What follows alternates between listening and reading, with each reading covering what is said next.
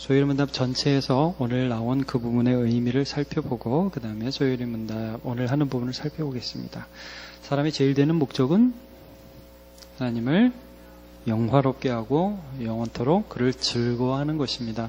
즉 말하자면 사람은 관계적인 존재, 하나님과의 관계를 누리는 존재로 창조되었다는 말씀입니다. 하나님만 영화롭게 하고 하나님은 나를 종부리 뜻하고 그게 아니라 하나님도 나를 사랑하시는 그런 관계라는 전제에서 이 말씀이 나오는 거죠. 그렇다면 하나님을 영화롭고 하나님을 영원토록 즐거워하는 것은 그 원칙, 그게 뭐냐라고 할 때 그것은 어디에 기록되어 있다? 성경이 유일한 진칙이다. 그럼 성경이 유일한 진칙이라면 성경의 내용은 무엇이냐? 그게 두 가지로 어떻게 하나님을 믿을 것과 그러니까 하나님이 어떤 분인지를 어떻게 알아서 믿을 것과 하나님께서 우리에게 요구하시는 본분이 무엇인가에 대한 부분입니다. 이것이 성경에서 우리에게 말씀하는 부분. 그래서 여기까지가 소요리문답 서론이고요. 소요리문답은 그래서 크게 1부는 어떻게 하나님을 믿을 것인가, 하나님은 어떤 분인가에 대해서 나오고 그 다음에는 하나님이 우리에게 요구하시는 본분이 무엇인가에 대해서 2부에 말씀을 합니다. 우리는 지금 1부 중에 있습니다. 자, 그럼 하나님은 어떤 분인가? 여러분, 하나님은 어떤 분인가에 대해서 하나님의 존재 방식과 성품을 먼저 다루고 그 다음에 하나님의 사역을 다루는데 하나님의 존재 방식, 하나님은 어떤 분인가? 하나님의 성품을 다룰 때 첫 번째, 하나님은 영이시다. 기억나십니까? 영원, 불변, 무한하시다. 두 번째, 하나님은 하나이시다. 예, 하나이시다. 세상 잡신처럼 막 귀신들 또 다르는 그런 개념은 하나이시다. 세 번째, 하나님은 삼위일체로 계시다. 처음 듣는, 자꾸 생각나죠? 자, 그 다음에, 그럼 하나님은 어떻게 사역하시는가를 지금 살펴보고 있는데, 하나님은 모든 일을 미리 계획하시고, 되어질 일을 미리 계획하셔서 그 계획대로 모든 일을 하십니다. 그걸 뭐라고 그러냐면, 작정이라고 합니다.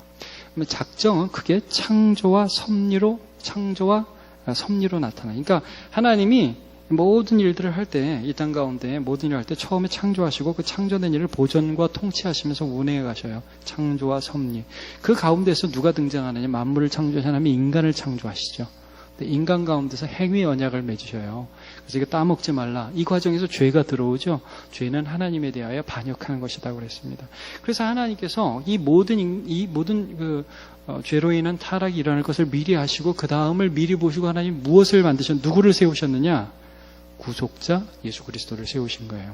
그 구속자 예수 그리스도는 왕이시며 제사장이며 선지자로서 우리를 구속하는 우리의 죄 문제를 완전히 해결하시는 하나님의 역할을 하시고 우리와 이 구속자를 세우셔서 은혜 언약이라는 걸 맺으신다 라고 살펴보았습니다.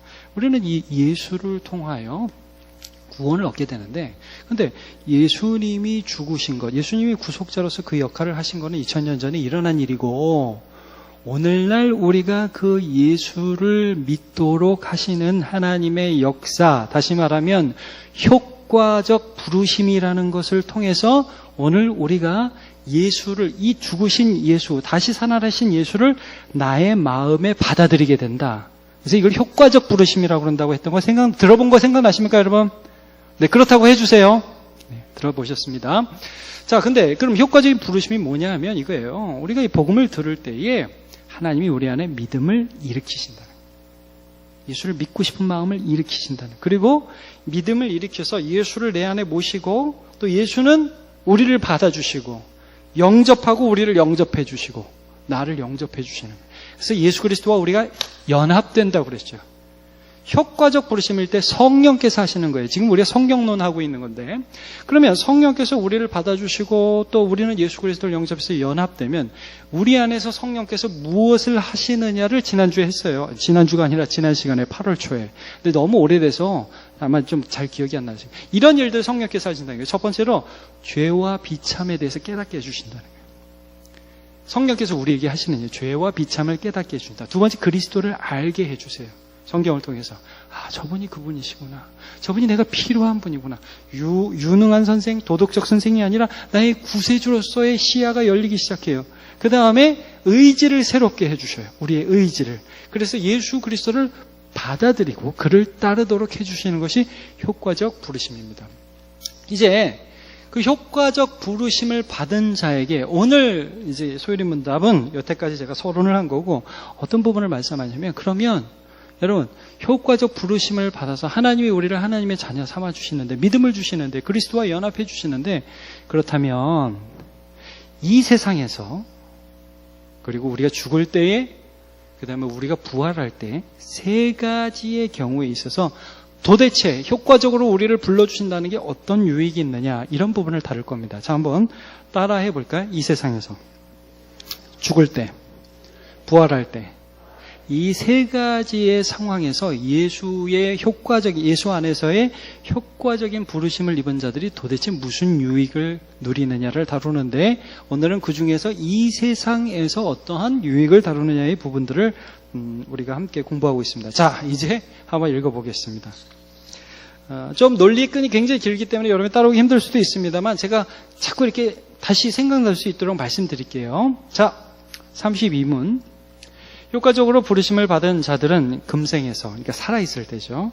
어떤 유익들에 참여합니까? 같이 읽어볼까요? 시작. 효과적으로 부르심을 받은 자들은 칭의, 양자됨, 성화, 그리고 금생에서 이것들에 동반되거나 이것들로부터 나오는 여러 유익에 참여합니다. 자, 그 다음에 칭의란 무엇입니까? 답. 칭의란 하나님의 자유로운 은혜 행위로 하나님은 칭의에서 우리의 모든 죄를 용서하시고 하나님의 시각에서 우리를 의롭다고 받아들이시는데 오직 우리에게 전가되고 오직 믿음으로 받아들여진 그리스도의 의 때문에 그렇게 하십니다. 아멘. 여러분 덥죠? 조금만 이거 좀 오전에는 안 그런데 청년 예배 때는 좀 보고 하겠습니다.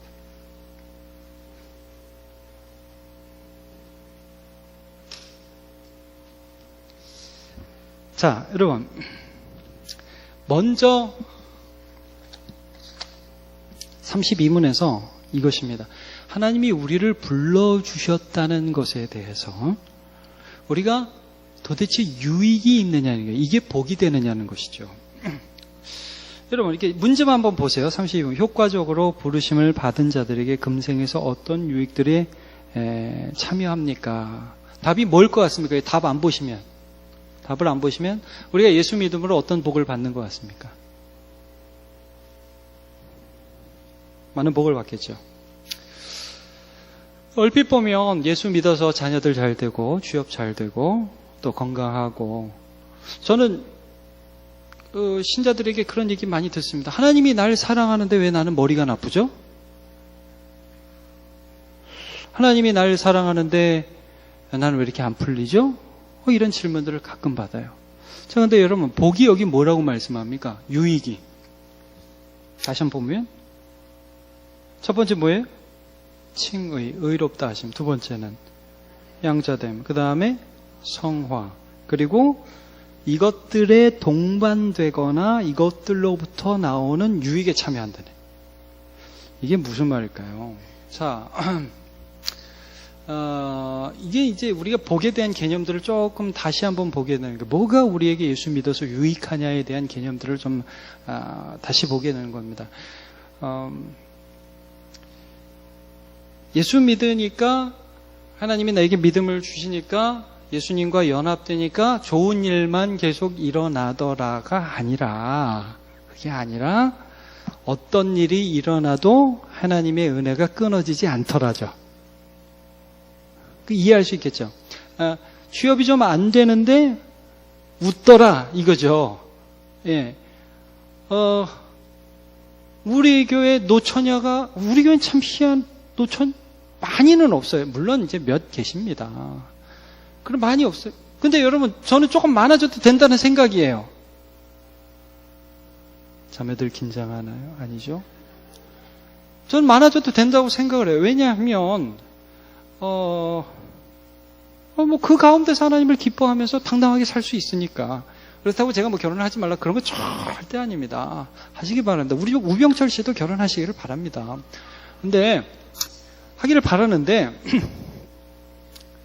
어떤 세상의 틀이라는 복이라는 것에 대해 세상의 틀이 있잖아요. 이렇게 되면 자, 대학을 간다. 뭐가 된다. 건강하다. 세상. 그러니까 여러분 삼박자 축복 들어보셨습니까?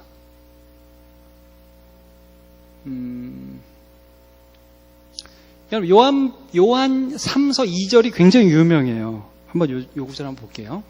사랑하는 자여, 내 영혼이 잘된 같이 내가 범사에 잘되고 강건하기를 내가 간구하노라.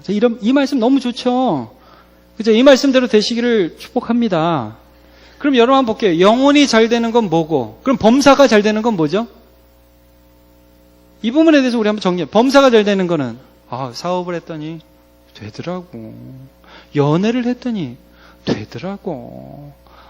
취업을 막 그냥 3개를 넣었는데 4개가 되지 않겠어? 뭐 이런 식 아니에요? 너무 좋아. 여러분, 이게 형통입니까? 이게 범사가 잘 되는 겁니까?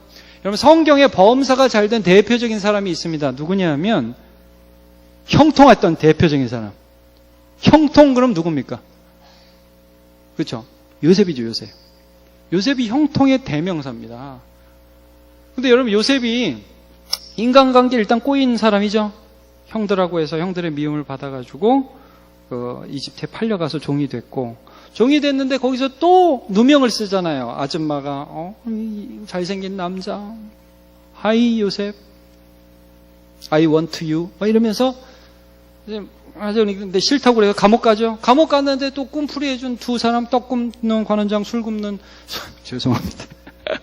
떡 굽는 관원장, 술 뭐하는 관원장입니까? 술 맡은 관원장. 죄송합니다. 술 맡은 관원장. 그래서 이렇게 하는데 뚜껑 풀이해 주는데 하여튼 그 사람 복직된 다음에 술 맡은 관원장 자기 전혀 기억 못하고. 근데 성경을 보면 이렇게 기록되어 있어요. 자, 창세기 39장 23절. 이제 감옥에 있을 때입니다. 간수장은 그의 손에 맡긴 것을 무엇이든지 살펴보지 아니하였으니 이는 누가? 여호와께서 요셉과 함께 하심이라. 여호와께서 그를 범사에 형통하게 하셨더라 라고 말씀하죠. 그러니까 여러분, 참 진짜 복이 뭔지 한번 생각해 보세요. 감옥에 안 가는 게 복이에요? 감옥까지도 하나님이 함께 하시는 게 복이에요? 네, 이런 겁니다. 그러니까 여러분, 요즘에 우리나라가 참 안전에 대해서 도전을 많이 받고 있죠. 핵 문제도 그렇고, 지진. 부산에 저도 친구 목사님한테 한번 전화했더니 꽝 하면서 흔들렸대요. 뭐 서울에서도 좀 흔들렸다고 그러더라고요. 그러면서 이제 막 대한민국이 진짜 흔들흔들 하잖아요, 요즘에. 제가 그래서 칼럼도 그런 걸 썼어요. 나중에 보세요. 제가 지난주에 보니까 설교를 한참 듣다가 지겨워지는 순간 칼럼을 읽으시는 분이 많더라고요. 그래서 이제 나중에 보세요, 여러분. 자, 근데 여러분, 뭐가 안전이고 뭐가 복이냔 말이죠. 그런 상황이 전혀 안 일어나는 게 안전이고 그런 상황에 전혀 안 가는 게 복이 아니라는 거예요. 그런 상황에 갈지라도 하나님이 함께 해주시는 것이 복이라는 거예요. 그리고 여러분, 여기서 이 생에서 우리가 이 세상에서 누리는 유혹이 왜 칭의, 양자됨, 거룩하게 됨과 이것에 관계된 유익이냐면요, 하나님과의 관계가 이 세상에서 우리가 살아갈 동안 세상의 어려움이 뚫고 들어와서 하나님과 우리와의 관계를 끊어버릴 수 없는 완벽한 관계가 되었다. 이게 복이라는 거예요. 내가 너무너무 절망스러운 그 방 안에 있을지라도, 내가 병원 안에 있을지라도, 지진이 나서 여기가 우두두두두 떨어지더라도 그곳에 하나님이 나와 함께 계시다는 거예요. 내가 다윗이 그거 아니에요. 내가 어디에 가든지 사망의 음침한 골짜기에 갈지라도 주께서 거기서도 나를 지켜주신다는 거 아니에요. 그게 다윗이 경험한 거예요. 그러니까 진짜 복이 뭔지를 여러분 경험하시고, 우리가 믿는 예수 믿는 이 믿음을 무당꽃 같이 만들면 안 됩니다, 여러분.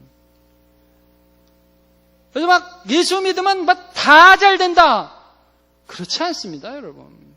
예수 믿으면 예수 믿는 믿음이 어떠한 환경에 있든지 거기서 능력 있게 발휘하는 것입니다. 청년들, 그래서 나는 우리 청년들이 취업이 막 빡빡빡 되고 막 대학이 막 착착착 열리고 결혼이 쭉쭉쭉 되고 뭐 하여튼 뭐 할까요? 하여튼 다 되는 인생이 여러분 절대 안 될 겁니다. 그러나 그 가운데에서, 그렇게 다 안 되는 가운데에서 내가 예수 믿는 효과적 부르심. 하나님이 불러줬으니까 효과적이죠. 우리가 어떻게 그걸 거부할 수 없다는. 그러한 사람들은 그 모든 환경 가운데에서 하나님의 살아계심과 능력으로 이겨낼 수가 있습니다. 이걸 믿고 당당하게 살아가는 청년들 되시기를 바랍니다. 예. 그럼 오늘 이제 칭의가 뭐냐를 좀 먼저 살펴보는 거예요. 칭의가 뭐냐? 자, 여러분 33문을 보시면 칭의를 이렇게 정의를 합니다. 칭의가 무엇입니까? 자, 칭의란 일단 뭐예요? 하나님의 자유로운 은혜의 행위로. 자, 이거는 하나님께서 우리를 봐주시는 시각이 조금 있으면 나와요. 하나님의 칭의에서 우리의 모든 죄를 용서하시고 하나님이 하신 일이에요. 하나님의 시각에서 우리를 의롭다고 받아들이시는 거예요. 자, 두 가지. 용서와 하나님의 시각에서 우리를 어떻다고? 의롭다고 받아들이시는데 오직 우리에게 전가되고, 자, 내게 있는 의가 아니에요. 전가된 의예요. 그리고 믿음으로 말미암아 받아들여진 그리스도의 의 때문에 그렇게 하십니다. 말이 어렵죠. 말이 어려운데 알고 나면 별로 어려운 것도 아니에요. 자, 칭의에 대해서 어른들은 많이 들어보셨을 겁니다. 의롭다 하시는 은혜입니다. 근데 자, 이거는 우리가 좀 전에 효과적인 부르심을 할 때 성령께서 우리 안에 믿음을 일으키시고 그리스도와 연합하게 하시고 내 죄와 비참을 깨닫게 하시고 예수님을 알게 하시고 예수님을 받아들일 수 있도록 의지를 새롭게 하시는 이 모든 것과 달리 하나님이 하시는 일에 때로는 이 칭의가 우리에게 그렇게 살갑게 느껴지지가 않아요. 하나님이 하시는 일이에요. 근데 성경에 선언되어서 우리가 믿음으로 이렇게 받아들여요. 그리고 우리 안에 담대함이 생겨요. 먼저 이 그리스도의 의 때문이라는 것, 믿음으로 받아들여진 그리스도의 의 때문이라는 걸 제가 이 마지막 부분에 있는 걸 조금 더 설명할게요. 갈라디아서에 이런 말씀이 있어요. 갈라디아서 2장 16절에 자, 사람이 의롭게 되는 것은 율법의 행위로 말미암음이 아니요. 그러니까 하나님이 우리를 의롭다고 여겨주시는 것은 내가 착하게 살아서가 아니라 오직 예수 그리스도를 믿음으로 말미암는 줄 알므로 우리도 그리스도 예수를 믿나니. 자, 여러분 내가 예수를 믿어요. 다시 한번 말씀드리지만 여러분 믿는다, 신뢰하는다는 것과 함께 늘 우리가 이걸 다르게 어떻게 표현하면 영접이라는 단어로 표현하죠. 내 마음에 받아들이는 거. 영접이라는 것을 표현하죠. 자, 영접합니다. 예수께서 내 안에 들어오십니다. 요게 내 안에 들어오십니다. 믿음으로 내가 그분을 영접합니다. 모십니다. 그럼 하나님은 우리 안에서 누구를 보시느냐? 예수를 보시는 거예요. 이게 우리를 의롭다고 하시는 근거가 되는 것입니다. 자, 믿음이 좋아서가 아닙니다. 자, 믿음을 조건으로 설명할 수 없습니다. 그냥 믿음은 수단일 뿐입니다. 조금 이따 설명하겠습니다. 계속 보여주세요. 좀 전에 그 구절. 이는 우리가 율법의 행위로서가 아니고 그리스도를 믿음으로써 의롭다함을 얻으려 함이라. 율법의 행위로는 의롭다함을 얻을 육체가 있어요, 없어요? 여러분이 예배를 잘 참석하니까 하나님이 우리를 이쁘게 여기시고 야, 너 괜찮다 하고 할 리가 없어요. 그런 거 아니에요, 여러분. 그러니까 우리를 의롭다고 받아주는 이유는 누구 때문에? 믿음으로 받아들인 예수님 때문에. 믿음으로 받아들인 예수님의 의로움 때문이에요. 자, 그러니까 믿음이 좋아서가 아니라 믿음은 수단이고 누구 때문에? 예수님 때문에. 이걸 아셔야 돼요. 그래서 저는 굉장히 조심스러운 거예요. 저 사람 믿음이 너무 좋아. 저 사람 믿음이 별로야. 이런 말은 굉장히 조심하기는 해요. 조심해야 돼요. 믿음의 핵심의 역할은 우리를 그리스도와 연결하는 것입니다, 여러분. 자, 그러면 제가 조금 더 설명을 해보도록 할게요. 두 가지로 지금 설명하는데, 여기 그 33절을 보시면, 칭의는 죄를 용서하시는 거라고 그랬죠. 하나님의 은혜로 오는 것. 첫 번째는 우리의 모든 죄를 용서하신다. 두 번째는 하나님의 시각에서 우리를 의롭다고 받아들이신다. 이 두 가지를 잠깐 나누도록 하겠습니다. 자, 우리를 용서하시는 근거는 무엇 때문이냐 하면 우리의 죄가 십자가에서 처벌되었기 때문입니다. 아멘이죠. 자, 오늘 본문에 로마서 3장 24, 25절에 이 부분이 아주 명확하게 나와 있습니다. 한번 그거 보여주세요. 맨 끝에. 그리스도 예수 안에는 속량으로 말미암아 하나님의 은혜로 값없이 의롭다 하심을 얻은 자 되어내서 25절. 이 예수를 하나님이 그의 피로써 우리는 믿음으로 말미암아 우리는 그 믿음으로 말미암아 예수님과 붙어버렸어요. 근데 그 피로써 믿음으로 말미암아는 괄호치시고요. 화목 제물로 세우셨으니 하나님과 우리가 화목할 수 있는 제물, 즉 죄에 대한 대가에 대한 처벌을 받는 제물로 예수를 세우셨으니 이는 하나님이 길이 참으시는 중에 그러니까 우리의 모든 죄, 예수 이전에 있던 죄, 예수 이전에 있던 모든 사람들의 죄, 예수 이후에 있던 모든 사람들의 모든 그 죄들을 일단은 다 유보하셨다고 간과하심으로 처벌을 해야 되지만 처벌하지 않았어요. 대신 예수님을 통해서 처벌할 것이라는 표로서 누구를 대신 죽였어요? 제사 제물들을 계속 대신 죽인 거예요. 그렇게 하다가 길이 참으시는 중에 간과하심으로 자기의 의로우심을 나타내려 하심이라. 누구를 세우심으로? 예수를 세우심으로. 자, 여러분, 예수 믿으시죠? 그러면 십자가에서 나의 모든 죄가 처벌되었음을 여러분 믿으시기를 바랍니다. 자, 이건 하나님의 의로운 행위예요. 하나님의 의로운 행위. 내가 한 게 아니에요. 처벌을 한번 받았는데 또 처벌받을 수 없죠. 이게 의로움의 근거라는 것입니다, 여러분. 많이 이제 들었지만 이거 우리 계속 들어야 돼요. 왜냐하면 사람은 자꾸 자기 의로움을 가지고 하나님께 나아가려고 그래. 그거 좀 모호한 표현이지만 쓰레기입니다. 여러분, 우리가 하나님 앞에 내가 이거 잘했죠. 내가 이거 잘했죠. 하나님 앞에 아무런 의로움이 될 수 없습니다. 오직 예수의 의만 하나님 앞에 의로움입니다. 여러분, 또 하나는 뭐였어요? 자, 내 죄가 처벌됐다고 그랬어요. 또 하나는 뭐냐 하면 예수님의 의를 우리 것으로 여겨주신다고. 전가된 예수님의 의. 자, 여러분, 예수님은요 완전히 순종하셨죠. 십자가만 지신 게 아니에요. 자, 말하자면 예수님은 정말 의로우셨어요. 우리의 대표로. 구속자를 우리가 다룰 때 분명히 다뤘습니다. 예수님은 모든 율법을 완전하게 순종하신 유일한 사람이셨습니다. 우리의 대표. 의로운 분입니다. 정말 의로운 분입니다. 자, 예수를 우리 안에 모셨습니다. 우리의 죄가 처벌됐다는 소극적인 부분과 함께 또 다시 어떤 게 있냐면 예수님의 순종을 우리의 것으로 삼아주셨다는 의미가 있어요. 이거 이해하고 계십니까, 여러분? 좀 어렵지만 잘 들으십시오. 이게 왜 중요하냐? 여러분, 그런 의미에서 우리는 아담과 하와보다 훨씬 나은 상태에 있는 거예요. 왜냐? 아담과 하와는 그러니까 선악과를 따먹기 전에 아담과 하와는 온전한 순종을 하지 못한 상태예요. 그런데 우리는 예수 그리스도, 온전한 순종을 하신 예수 그리스도를 우리에게 받아들임으로써 하나님이 의롭다 하신, 다시 말하면 어떻게 더 이상 떨어질 수 없는, 아담과 하와는 이거 따먹으면 형벌받는 자리로 가잖아요. 우리는 그럴 수 없어요. 이게 복이라는 거예요. 하나님과 끊어질 수 없는 관계로 들어갔다. 이게 칭의예요. 자, 설명을 위해서 한 번만 모르겠습니다. 제가 했던 말 또 하고 했던 말 또 하고 그런 경향이 있지만 한 번 더 하겠습니다. 처음 듣는 청년도 있으니까. 몇 번 들은 사람은 저 목사가 또 하는구나. 그냥 그렇게 생각하세요. 어렸을 때 도둑질을 한 적이 있습니다. 과자를 몇 번 훔쳤는데 나중에 아줌마가 유익 있게 보는 걸 모르고 또 훔치다가 갖고 튀다가 잡혔습니다.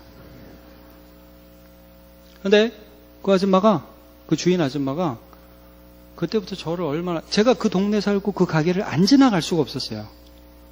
그 가게를 지나갈 때마다 저를 보고 뭐라고 그랬냐면 저 도둑놈이 새끼, 저 도둑놈이 자식, 늘 그렇게 하셨어요. 전 너무 수치감이 있었어요. 근데 어느 날 어머니와 함께 그 가게를 지나가야 됐었어요. 어머니와 함께 지나가는데 또 저 도둑놈이 새끼, 저 도둑놈이 새끼 그러더라고요. 저는 이제는 아줌마로부터도 죽고 엄마로부터 죽겠구나. 두 가지 죽음을 상상했죠. 근데 어머니가 들어가시더니 왜 그러냐고 하더니 순전히 어머니의 은혜로운 행위로 그 과자의 값에 해당하는 돈과 플러스를 좀 더 주신 것 같아요. 돈을 지불해 주셨습니다. 자, 그 다음부터 제가 그 가게 앞을 지났는데 그 아줌마가 저한테 저 도둑놈이 새끼라고 말할 수 있었을까요? 없습니다. 왜 그렇죠? 지불되었기 때문입니다. 여러분, 제가 똑같은 건 아니지만 이해를 위해서 이 비유를 하는 것입니다.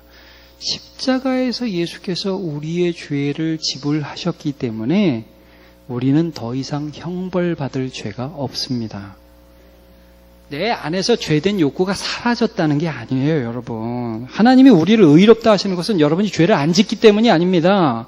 하나님이 우리를 받으셨을 때에 모든 죄를 예수 안에서 벌하셨기 때문에 더 이상 형벌받을, 심판받을 죄가 우리 안에 없기 때문에 여러분, 하나님의 눈에 여러분이 의로우십니다. 믿으시길 바랍니다. 또 죄 지었어? 난 안 돼. 아니에요, 여러분. 하나님은 예수 안에서 그 죄를 심판하셨어요. 그걸 믿음으로, 담대함으로 다시 나가셔야 됩니다. 두 번째, 하나님은 온전히 예수의 의로움을 우리의 의로움으로 삼아주셔요.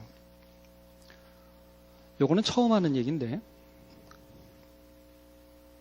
제가 한번 병원을 간 적이 있는데 한 목사님의 소개로 병원을 갔습니다. 그 의사 선생님은 목사님의 친동생이셨습니다. 제가 병원에 가서 딱 의사 선생님을 봤는데 그 선생님이 제가 누군지 모르더라고요. 그래서 아주 평소에 환자를 대하는 것처럼 어디가 아파서 오셨어요? 이렇게 물어보시더라고요. 그래서 제가 어디가 아파서 왔는지를 대답해 드리기 전에 내가 누구 소개로 왔는지를 말해줬죠, 먼저. 그 목사님 소개로 온 누군데요. 자, 의사 선생님의 태도가 180도 바뀌셨습니다. 그러세요. 이렇게 해보시라고. 뭐 해보시고 얼마나 주사를 친절하게 직접 놔주시는지. 제가 끝나고 집에 가는데 돈을 받으셨을까요? 안 받으셨을까요? 내겠다는데 왜 안 받는지. 그럼 여러분 물어볼게요. 그 의사 선생님이 저의 의로움 때문에, 저의 어떠한 행위 때문에 저에게 친절하셨을까요? 형님 때문에 그렇게 하신 겁니다. 여러분, 이게 하나의 비유인데요. 여러분, 이게 하나님이 우리를 대우하시는 이유. 내가 믿은 예수, 내가 모신 예수, 그 안에 내가 있어서 예수님 때문에 우리를 의롭다고 여기시는 것입니다. 여러분, 이건 놀라운 복입니다. 이건 놀라운 유익입니다. 이거 몰라요, 사람들이. 안 믿어요. 하나님께 잘 보이려고 그래. 지난 부흥성회 때 우리 화정부 목사님이 그 말씀하셨는데 여러분 기억하십니까? 그 애가 말이죠. 그 애기들 있잖아요. 2-3살 애기들. 화정부 목사님 말로는 몬스터랍니다. 몬스터. 괴물들이 친구들 못 살게 굴고 엄마 아빠 있으면 막 엄마 아빠 막 그 속을 뒤집어 놓고 이렇게 하는데 한번 혼내려고 엄마 아빠 내려가 있는데 사무실에 그 목사님이 딱 갔더니 그 애가 딱 보고 목사님이 이놈! 그러니까 순간적으로 이렇게 주위를 보면서 엄마 아빠가 있는지를 찾더라는 거죠. 여러분, 우리 청년들한테 내가 미리 얘기해 줄게요. 나중에 자녀를 낳으면요 너무 이쁠 거예요. 그리고 아마 너무 미치게 미울 거예요. 복잡한 감정이 들 겁니다. 이쁜 죄인, 이쁜 미운 죄인, 이렇게 됩니다. 그런데 다 우리 엄마가, 그 다음에 걔가 어떻게 했어요? 목사님한테 이렇게 아짱아짱 오면서 엄마가 없다는 거 확인하고 아빠? 이렇게 했다는 거 아니에요. 그렇죠? 생각나죠? 아빠? 잘 보이는 게 잘 보이는 거. 여러분, 얼마나 많은 우리 성도들이 하나님한테 잘 보이려고, 여러분 하나님한테 잘 보일 필요가 있어요, 없어요? 이미 예수 안에서 잘 보이셨다고요. 예배를 드려도, 그러니까 이런 거예요. 여러분, 잘 보이려고 예배를 드리지 말고 이미 자녀로서 예배를 드리세요. 만약에 제 아들한테, 야, 너 1억 줄까? 아빠 아들로 계속 살래. 그럼 걔가 뭐라고 그럴까요? 아빠 미쳤어? 그러지 않겠어요? 1억! 나 집 나갈 거야. 이렇게 하지 않을 거 하잖아요, 여러분.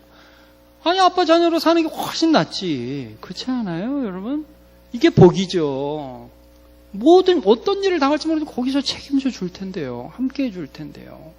여러분, 칭의라는 것은 우리가 더 이상 하나님과 우리의 관계에서 염려할 필요가 없고, 오히려 하나님께서 나를 봐주시는 그 하나님의 용납과 은혜를 믿고 담대하게 하나님을 누리면서 살아가는 인생을 살아가야 된다는 말씀이에요. 로마서 5장 1절에 이런 말씀이 있어요. 제가 한번 읽을게요, 여러분. 로마서 5장. 한번 찾아봅시다. 칭의에 대한 말씀이 쭉 나온 다음에 로마서 5장 1절이 의롭다 하심의 결론이 있네요, PPT에. 네. 자, 그래도 한번 찾아봅시다. 우리가 찾기로 했으니까. 로마서 5장 1절을 한번 찾아봅시다.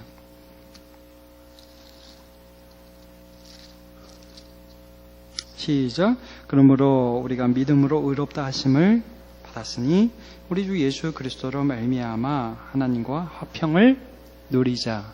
평화를 누리자는 거예요. 그러니까 여러분, 기도라는 거는 하나님 앞에 잘 보이려고 하는 게 아니에요. 하나님 받아주셨기 때문에 하나님의 은혜를 바라는 거예요. 여러분, 자녀들이 부모님한테 돈 달라고 그럴 때 어떻게 기도해요? 기도죠, 뭐 그것도. 돈 달라고 어떻게 해요? 아빠 나 이거 필요해. 이거 줬으면 좋겠어요. 아빠 좀 주세요. 그렇게 하죠.